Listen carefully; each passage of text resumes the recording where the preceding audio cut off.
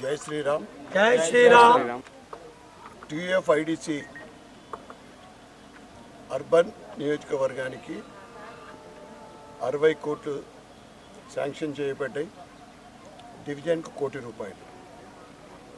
దాంట్లో భాగంగా 15వ డివిజన్ అర్సాపల్లిలో ఈరోజు భూమి పూజ చేయడం జరిగింది. ఈ కార్యక్రమంలో డివిజన్ పెద్దలు, సోదర సోదరిమణులు, మా భారతీయ జనతా పార్టీ సీనియర్ నాయకులు సత్యనారాయణ గారు, రమేష్ గారు, నవీన్ గారు, శేఖర్ గారు మరియు ఇతర కార్యకర్తలందరికీ కూడా ముఖ్యంగా ఆనందం ఏంటిదంటే మా అక్క చెల్లెళ్ళు సోదరిమణులు పాల్గొనడం. మోడీ గారి కాన్సెప్టు నారీ శక్తి, మహిళా శక్తి. చట్టసభల్లో కూడా 33% మహిళలకు ఇచ్చిన ఘనత భారతీయ జనతా పార్టీ మోడీ గారికి దక్కుతుంది.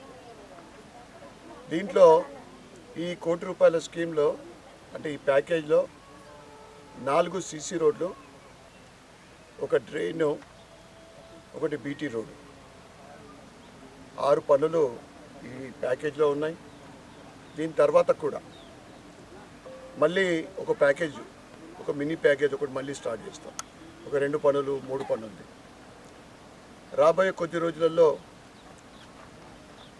ఇందూరు మున్సిపల్ ఎన్నికలు జరగబోతూ ఉన్నాయి. అన్ని సర్వేలు కూడా కమలంపువ్వు భారతీయ జనతా పార్టీ ఈసారి ఇందూరు మున్సిపల్ పీఠం మీద భారతీయ జనతా పార్టీ మేయర్ కాబోతూ ఉన్నారు. ఎవరి డప్పు వాళ్ళు కొట్టుకుంటారు. కానీ అన్ని సర్వేలు అంటే కాంగ్రెస్ చేపించిన సర్వేలో కూడా భారతీయ జనతా పార్టీ మేయర్ కాబోతూ ఉన్నారు. ముఖ్యంగా ఎందుకంటే ప్రజలు గతంలోనే ఒక 2-3 డివిజన్ కార్పొరేటర్లతోటి మేము ఓడిపోయినాం. ఒక 3 వస్తే సరిపోయేది. ఇప్పుడు గత 6 సంవత్సరాల నుండి ప్రజలలో ఒక దేశభక్తి, ఒక ఆధ్యాత్మికత, సనాతన హిందూ ధర్మం పట్ల ఆకర్షణ, సనాతన హిందూ ధర్మం మళ్ళా పునరావృతం. ముఖ్యంగా 12 సంవత్సరాల క్రితము మనందరి ప్రియతమ నాయకుడు మోడీ గారు ప్రధానమంత్రి అయిన తర్వాత ఈరోజు అన్ని ప్రపంచ దేశాల దృష్టిని ఆకర్షిస్తుంది ఏది అంటే ఈరోజు భారతదేశం మాత్రమే. ఈరోజు ప్రపంచంలో సుమారు 40 దేశాలలో యుద్ధ వాతావరణం ఉంది. అనేక దేశాలలో ఆర్థిక మాంద్యం. కానీ నిరంతరంగా అభివృద్ధి చెందుతున్న దేశం ఏది అంటే ప్రపంచంలో ఇప్పుడు ప్రస్తుతము భారతదేశం మాత్రమే. అందుకే బీజేపీకి ప్రపంచంలో అత్యధిక మెంబర్షిప్ ఉన్న పార్టీ. దేశంలో 21 రాష్ట్రాలలో ఎన్డీఏ తోటి కలిపి ప్రభుత్వాలు నడుపుతూ ఉన్నాయి బీజేపీ. గత సంవత్సరం నుండి నరేంద్ర మోడీ గారు 3వ దఫా ప్రధానమంత్రి అయిన తర్వాత మహారాష్ట్ర ఎన్నికలు కానీ, ఢిల్లీ ఎన్నికలు కానీ, బీహార్ ఎన్నికలు కానీ, మొన్నటికి మొన్న మన ఇందూరు జిల్లాకు ఆనుకొని ఉన్న మహారాష్ట్రలో కార్పొరేషన్ ఎన్నికల్లో ఎక్కడ చూస్తే అక్కడ కమలంపువ్వు ప్రభంజనం, ఎన్డీఏ ప్రభంజనమే. వైట్ వాష్ అవుతూ ఉన్నారు. ఇతర పార్టీలన్నీ కూడా అడ్రస్ లేకుండా పోతూ ఉన్నాయి. కారణం ప్రజలందరూ నమ్ముతూ ఉన్నారు భారతీయ జనతా పార్టీ ప్రభుత్వం వస్తే అభివృద్ధి జరుగుతుంది. ఈరోజు అభివృద్ధి అంటే ఏంటిదో మనం కూడా చూసినాం. రోడ్లు కానీ, రైల్వేస్ కానీ, డిఫెన్స్ కానీ, అన్ని రంగాలు స్వతంత్రం వచ్చిన తర్వాత కాంగ్రెస్ ప్రభుత్వ పరిపాలన ఏదైతే 45-50 సంవత్సరాలు చేసిందో ఒకవైపు అయితే 10 సంవత్సరాల పరిపాలన మోడీ గారు ఒకవైపు. ఇక కాంగ్రెస్ వాళ్ళు చెప్తూ ఉంటారు మాది నిజమైన ప్రజాస్వామ్య పార్టీ. మీది కాదు, మీది కుటుంబ పార్టీ. బీఆర్ఎస్ అయినా కుటుంబ పార్టీ, కాంగ్రెస్ అయినా కుటుంబ పార్టీ. స్వతంత్రం వచ్చినప్పటి నుంచి ఒకే కుటుంబం వాళ్ళ వలలో చిక్కుకున్న పార్టీ కాంగ్రెస్ పార్టీ. భారతీయ జనతా పార్టీ నిజమైన ప్రజాస్వామ్య పార్టీ ఏదంటే ఈరోజు దేశంలో కేవలం భారతీయ జనతా పార్టీ మాత్రమే. సబ్కా సాత్ సబ్కా వికాస్ సబ్కా విశ్వాస్ సబ్కా ప్రయాస్ అనే నినాదంతో పేదల గురించి ఈ సుమారు 5 కోట్ల ఇండ్లు కట్టడం జరిగింది. అది మతాలకు అతీతంగా, కులాలకు అతీతంగా, రాజకీయ పార్టీలకు అతీతంగా సుమారు 1.5 కోట్లు మైనార్టీ మహిళలకు ఆవాస్ యోజన కింద ఇండ్లు ఇవ్వడం జరిగింది. అదేవిధంగా 5 కిలోల 6 కిలోల ఈ రాష్ట్ర ప్రభుత్వం ఇస్తున్న మేమే సన్న బియ్యం ఇస్తున్నాం అంటున్నారు. దాంట్లో మోడీ గారి ఫోటో ఉండదు. ఏదైతే అత్యధిక శాతం 5 కిలోలు బియ్యం ఇస్తున్న దాంట్లో కేంద్రం ఇస్తూ ఉంది. ఉచిత విద్యుత్తు 10 ఇస్తుంటే మేము ఇచ్చినట్లు వీళ్ళు చెప్పుకుంటారు కాంగ్రెస్ ప్రభుత్వం. హర్ ఘర్ జల్ ఇవాళ ఉజ్వల్ యోజన కింద గ్యాస్ సిలిండర్ లేని వాళ్ళకి ఇచ్చింది. అదేవిధంగా పేదలకు ప్రపంచంలో ఇన్సూరెన్స్ విషయానికి వస్తే హెల్త్ ఇన్సూరెన్స్ విషయము, యాక్సిడెంటల్ విషయము ఇన్సూరెన్సు అత్యల్ప ప్రీమియం తోటి 12 రూపాయలతోటి 2 లక్షల ఇన్సూరెన్స్ ఇస్తున్న ఘనత భారతీయ జనతా పార్టీ. జనౌషధి కేంద్రాలు, ఫార్మసీకి వెళ్తే 100 రూపాయల అయ్యే బిల్లు 20 రూపాయలు కూడా కాదు అక్కడ. స్వచ్ఛ భారత్ కింద టాయిలెట్స్, ఇవన్నీ కూడా కేంద్రం ఇస్తూ ఉంటే మేము ఇస్తున్నామనే గొప్పలు. కాంగ్రెస్ తెలంగాణలో 1 రూపాయి ఇవ్వలేదు. నన్ను చీరినా, నాకు చంపినా, నా దగ్గర పైసలు లేవని చెప్తున్న ఈ ముఖ్యమంత్రి రేవంత్ రెడ్డి గారు ఏమని ఇప్పటి రాబోయే మున్సిపల్ ఎన్నికల్లో మీరు ఏ ముఖం పెట్టుకొని ప్రచారానికి వస్తారని నేను అడుగుతా ఉన్నా. మీ 6 గ్యారంటీలు, 5 డిక్లరేషన్లు, 400 హామీలు ఇచ్చి ఏ ఒక్కటి మీరు పూర్తిగా అమలు పరిచిందో చెప్పాల్సిందిగా నేను డిమాండ్ చేస్తూ ఉన్నా. మీరు ప్రతి మహిళకు 2500 రూపాయలు ఇస్తా అని ఇచ్చిర్రా? ఏది పెన్షను మేము మా ప్రభుత్వం ఏర్పడంగానే 2000 4000 చేస్తా అని చెప్పిండ్రు. 4000 6000 చేస్తా అన్నారు.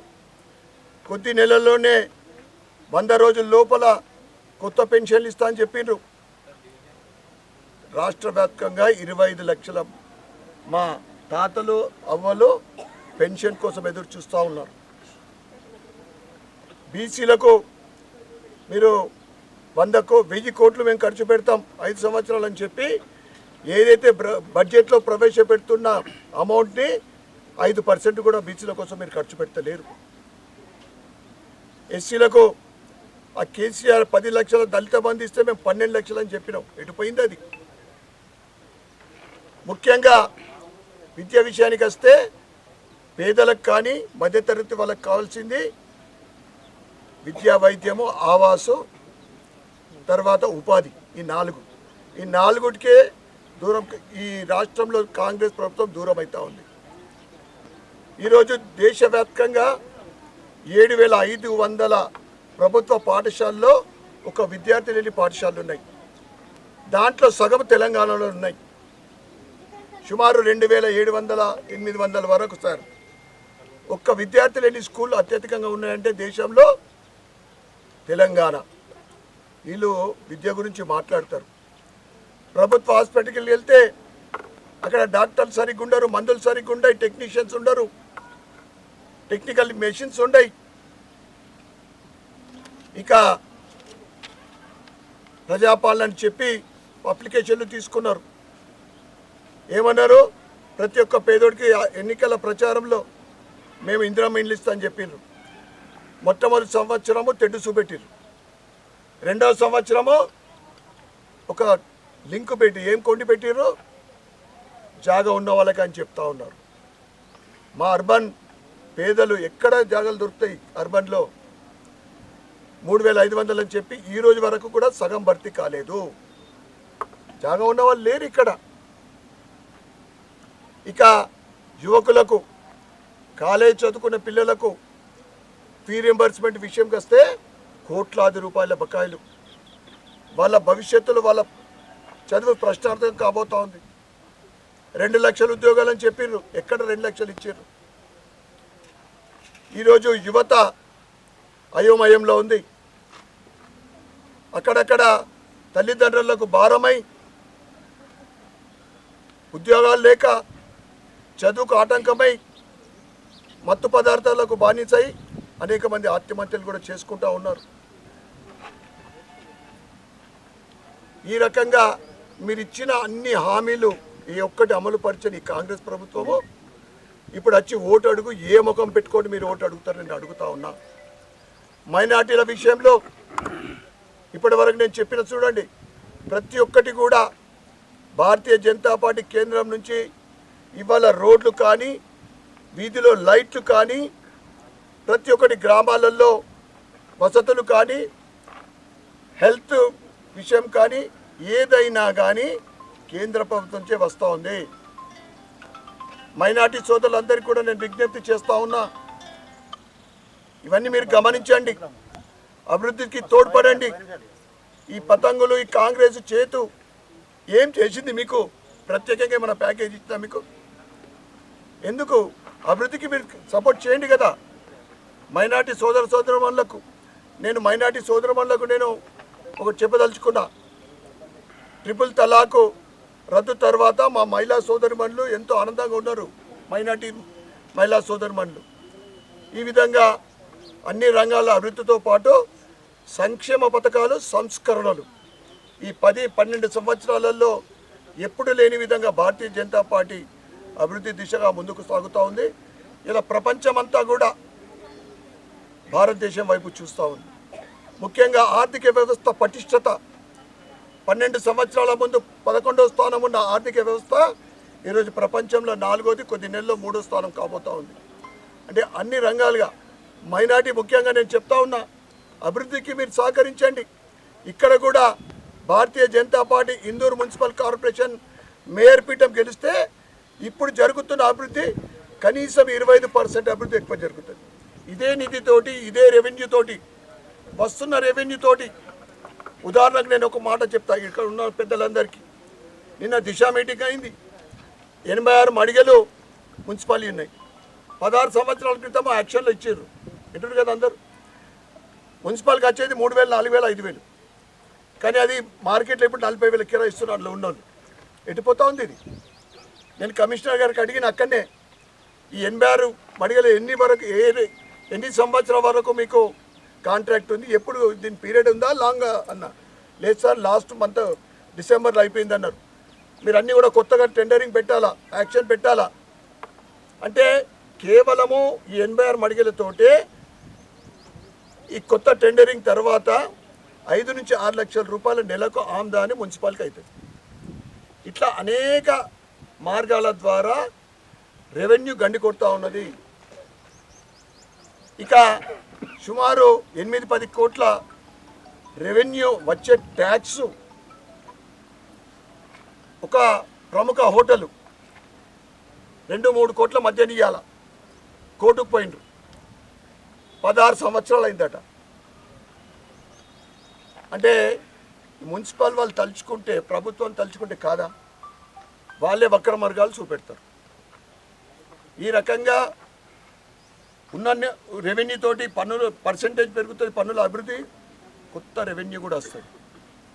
ఎందుకంటే గత 7 సంవత్సరాల నుండి మా ఎంపీ, గౌరవ ఎంపీ అరవింద్ ధర్మపురి గారు, నేను 26 నెలలైంది. ఒక చిన్న అవినీతి లేకుండా, అవినీతికి దూరం ఉండి అభివృద్ధి దిశగానే మా సంకల్పం ఏదైతే ఉందో మేము ముందుకెళ్తా ఉన్నాం. ముఖ్యంగా ఎమ్మెల్యేగా నాది ఒకటే, ప్రజలకు సేవ చేయాలా, నగరంని అభివృద్ధి చేయాలా. ఇవి రెండే తప్ప నాకు మూడోది ఏముండదు. కాంట్రాక్టర్లు ఎవరు, పైరవీలు ఏంటి నాకు అసలు తెలియదు. సెటిల్మెంట్లు, పైరవీలు, కాంట్రాక్టర్లతోటి లింకులు ఏది ఉండదు ఇక్కడ మా దగ్గర. అందుకే నేను చెప్తా ఉన్నా ప్రజలందరికీ, ఇందూరు నగర ప్రజలకు, మైనార్టీలకు అందరికీ చెప్తా ఉన్నా, దయచేసి ఒక్కసారి కమలాన్ని ఆశీర్వదించండి. ఇందూరు నగర అభివృద్ధికి మీ అందరు కూడా తోడ్పాలని మీ అందరికీ కోరుకుంటూ, మరి ఒక్కసారి ఈ భూమి పూజ కార్యక్రమంలో పాల్గొన్న పెద్దలందరికీ పేరు పేరున ధన్యవాదాలు చెప్పుకుంటూ, భారత్ మాతాకి